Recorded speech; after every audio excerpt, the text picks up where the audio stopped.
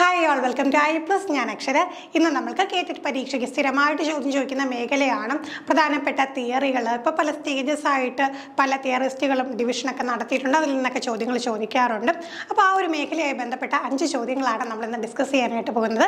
നിങ്ങൾക്ക് എത്ര ചോദ്യങ്ങളുടെ ഉത്തരം കറക്റ്റ് ആക്കാൻ പറ്റുന്നത് തീർച്ചയായിട്ടും നിങ്ങൾ കമൻറ്റ് ചെയ്യാം. ആദ്യത്തെ ചോദ്യത്തിലേക്ക് കടക്കാം. അക്കോർഡിംഗ് ടു പിയാഷെ, a child between 2 to 7 years is in the dash stage of cognitive development. സ്ഥിരമായിട്ട് എല്ലാ പരീക്ഷകൾക്കും പിയാഷെയുമായി ബന്ധപ്പെട്ടുള്ള ഒരു ചോദ്യം ഉറപ്പാണ്. മിക്കവാറും പിയാഷെയെ ബന്ധപ്പെട്ട് ചോദിക്കുന്ന ചോദ്യം സ്റ്റേജസ് ഓഫ് ഡെവലപ്മെൻറ്റിൽ നിന്ന് തന്നെയായിരിക്കും. അത് കൃത്യമായിട്ട് ഏത് ഉറക്കത്തിൽ വിളിച്ച് ചോദിച്ചാലും പറയാൻ കഴിയുന്ന രീതിയിൽ നമ്മൾ പഠിച്ചിരിക്കണം. അപ്പോൾ ഇവിടെ നോക്കി, 2 വയസ്സിനും 7 വയസ്സിനും ഇടയ്ക്കുള്ള കുട്ടി കോഗ്നിറ്റീവ് ഡെവലപ്മെൻറ്റ് ഏത് സ്റ്റേജിലാണെന്നാണ് ചോദ്യം. Former operational, concrete operational, sensory motor, pre operational. അപ്പോൾ എന്താണ് ഇവിടെ ആൻസർ വരിക? 2 to 7 years ആണെങ്കിൽ അവിടെ നമുക്ക് ഏതാണ് സ്റ്റേജ്?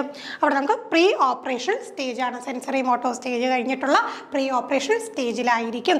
അപ്പോൾ ഓരോ സ്റ്റേജിൻ്റെയും കൃത്യമായിട്ടുള്ള കാര്യങ്ങൾ നിങ്ങൾ പഠിച്ചിരിക്കണം. അതിനെക്കുറിച്ചൊക്കെയുള്ള വീഡിയോസ് നമ്മുടെ ചാനൽ അവൈലബിൾ ആണ്. തുടർന്നും ഇത്തരത്തിലുള്ള ഇമ്പോർട്ടൻ്റ് ആയിട്ടുള്ള ടോപ്പിക്സിനെ കുറിച്ചുള്ള വീഡിയോസ് തീർച്ചയായിട്ടും നമ്മുടെ ചാനൽ അവൈലബിൾ ആകും. അപ്പോൾ നിങ്ങൾ അത് ചെക്കൗട്ട് ചെയ്യാം. അടുത്ത ചോദ്യം, which of the following statement describes Piaget and Vygotsky's views on language and thought correctly? ചോദ്യം നോക്കിക്കേ, നമുക്ക് ഒരൊറ്റ കൺസെപ്റ്റ് മാത്രം പഠിച്ചാൽ പോരെ. 2 കാര്യങ്ങൾ വന്നു, 2 തിയറിസ്റ്റുകൾ വന്നു. ആരൊക്കെയാണ്? വളരെ വളരെ ഇമ്പോർട്ടൻ്റ് ആയിട്ടുള്ള 2 വ്യക്തികളാണ്.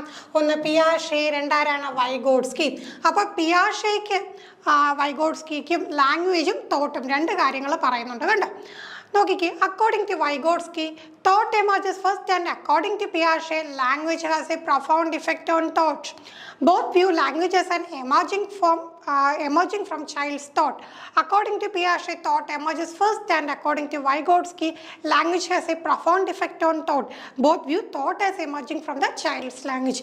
അപ്പോൾ കൃത്യമായിട്ട് ഇവരുടെ തിയറി എന്താണ്, ഐഡിയ എന്താണെന്ന് അറിഞ്ഞാൽ മാത്രമേ നമുക്കിവിടെ ആൻസർ കണ്ടെത്താൻ കഴിയുള്ളൂ. അപ്പോൾ നോക്കിക്കേ, ഇവിടെ എന്താ നമുക്ക് കറക്റ്റ് ആൻസർ വരിക? പിയാഷെയുടെ അഭിപ്രായ പ്രകാരം എന്താണ് ആദ്യം വരിക? തോട്ടാണ് ആദ്യം വരിക. ഇനി വൈഗോട്സ്കി എന്താ പറഞ്ഞിട്ടുള്ള? Language has a profound effect on thought. ഈ തോട്ടിൽ എന്തിന് ഇഫക്റ്റ് ഉണ്ട്? ലാംഗ്വേജിന് വളരെ ശക്തമായിട്ടുള്ള ഇഫക്റ്റ് ഉണ്ടെന്നാണ് ആര് പറഞ്ഞിട്ടുള്ളത്? വൈഗോട്സ്കി പറഞ്ഞിട്ടുള്ളത്. അപ്പം നമുക്കിവിടെ ആൻസർ എന്താ വരിക? അക്കോർഡിംഗ് ടു പിയാഷെ thought emerges first. According to Vygotsky language has a profound effect on thought.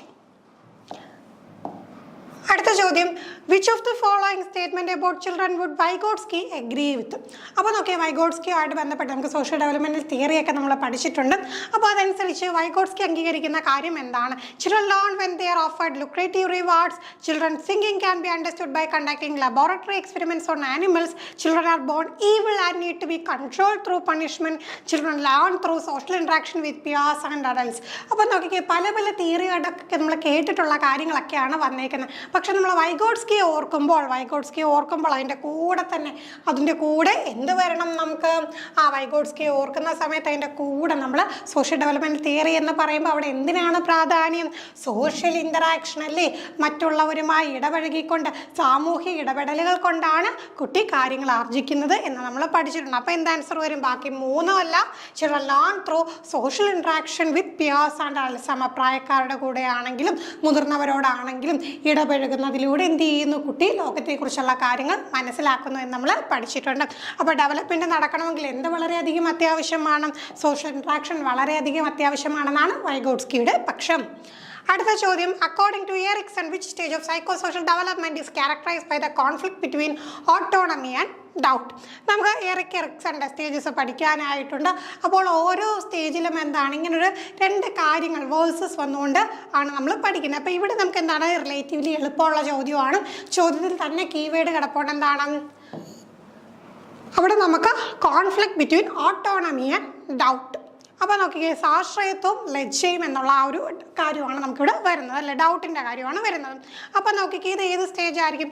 Trust versus mistrust, initiative versus guilt, autonomy versus shame and doubt, identity versus role confusion. അവിടെ key term അവിടെ ഉണ്ടായതുകൊണ്ട് വളരെ പെട്ടെന്ന് തന്നെ നമുക്ക് ഉത്തരം കിട്ടി. Autonomy versus shame and doubt.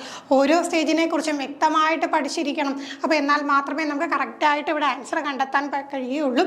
അപ്പോൾ നോക്കി, autonomy versus shame and doubt എന്ന് പറയുമ്പോഴത്തേക്കും ആ ഒരു സ്റ്റേജിൽ എന്താണ് കുട്ടി സ്വയം സാശ്രയത്വം നേടുന്ന ആ ഒരു ടൈം, അല്ലെങ്കിൽ എന്താണ് അതിൽ ഷെയിം അല്ലെങ്കിൽ ഡൗട്ട് ഉണ്ടാകുന്നത്. അപ്പോൾ നമ്മൾ നല്ല രീതിയിൽ കുഞ്ഞിനെ എൻകറേജ് ചെയ്ത് കഴിഞ്ഞാൽ സ്വയം കാര്യങ്ങൾ ചെയ്യാമെന്നുള്ള ആ ഒരു കഴിവ് ലഭിക്കും. ഇനി കുട്ടിയെ നമ്മൾ നിരുത്സാഹപ്പെടുത്തുകയോ ക്രിട്ടിസൈസ് ചെയ്യുകയോ ഒക്കെ ചെയ്ത് കഴിഞ്ഞാൽ എന്താണ് ഷെയിം ആൻഡ് ഡൗട്ട് ആയിരിക്കും അവിടെ സംഭവിക്കുന്നത്. ഒരു 18 months മുതലുള്ള കുട്ടികളിൽ നമുക്ക് ഈ ഒരു സ്റ്റേജ് പറയാറുണ്ട്. ടോയ്ലറ്റ് ട്രെയിനിങ് ഒക്കെ കൊടുക്കുന്ന ഈ ഒരു പ്രായത്തിലാണ്. അപ്പോൾ അതിനെയൊക്കെ എന്താണ് നല്ല രീതിയിൽ പേരൻസ് നല്ല ഇനിഷ്യേറ്റീവ് എടുത്തുകൊണ്ട് അവർക്ക് സ്വയം കാര്യങ്ങൾ ചെയ്യാൻ കഴിയുന്ന തരത്തിൽ അവരെ പ്രോത്സാഹിപ്പിച്ചു കഴിഞ്ഞാൽ ഓട്ടോണമി നേടും, അല്ലേ? അവർക്ക് സ്വയം എല്ലാം ചെയ്യാൻ കഴിയും. എന്നാൽ അവിടെ കുട്ടിയെ ക്രിട്ടിസൈസ് ചെയ്യാനും കുറ്റപ്പെടുത്താനും നിന്ന് കഴിഞ്ഞാലോ അവിടെ ഷെയിം ആൻഡ് ഡൗട്ട് ആയിരിക്കും. അപ്പോൾ ഇതാണ് നമുക്ക് എറിക്സന്റെ ഈ ഒരു സ്റ്റേജുമായിട്ട് ബന്ധപ്പെട്ട് അറിഞ്ഞിരിക്കേണ്ട. ഓരോ സ്റ്റേജ് ഇമ്പോർട്ടൻ്റ് ആണ്. അതിനെക്കുറിച്ചൊക്കെ വീഡിയോസ് നമുക്ക് പിന്നീട് ചെയ്യാം. നമ്മുടെ ഫുൾ ക്ലാസ്സിൽ എല്ലാത്തിനെയും കുറിച്ചുള്ള ഡീറ്റെയിൽ വീഡിയോസും അവൈലബിൾ ആണ്. Emotional development is A part of dash. Emotional development എന്തിൻ്റെ പാർട്ടാണ്? Motor development, cognitive development, psycho social development, none of these. അപ്പോൾ നോക്കിക്കേ, ഇങ്ങനെയൊക്കെ ചോദ്യം വരുന്ന സമയത്ത് നമ്മൾ ഏറ്റവും ഏറ്റവും ആപ്റ്റ് ആയിട്ടുള്ളതാണ് നോക്കേണ്ടത്, അല്ലേ? ഇമോഷണൽ ഡെവലപ്മെൻറ്റുമായിട്ട് ഏറ്റവും ആപ്റ്റായിട്ട് ഇവിടെ എന്താ നിൽക്കുക? ഇവിടെ നമുക്ക് എന്താ പറയാം? സൈക്കോ സോഷ്യൽ ഡെവലപ്മെൻ്റ് ആണ് ഇമോഷണൽ ഡെവലപ്മെൻറ്റുമായിട്ട് കൂട്ടത്തിൽ ഏറ്റവും ആപ്റ്റായിട്ട് നിൽക്കുന്നത്. അപ്പോൾ ഇത്രയും ചോദ്യങ്ങളാണ് ഇന്നത്തെ ക്ലാസ്സിൽ നമുക്ക് ഡിസ്കസ് ചെയ്യാനായിട്ടുള്ളത്. മറ്റൊരു ക്ലാസ്സുമായി വീണ്ടും കാണാം. തീർച്ചയായിട്ടും എത്ര മാർക്ക് നിങ്ങൾക്ക് നേടാൻ കഴിഞ്ഞു എന്ന് കമൻറ്റ് ചെയ്യാം. അപ്പോൾ താങ്ക് യു.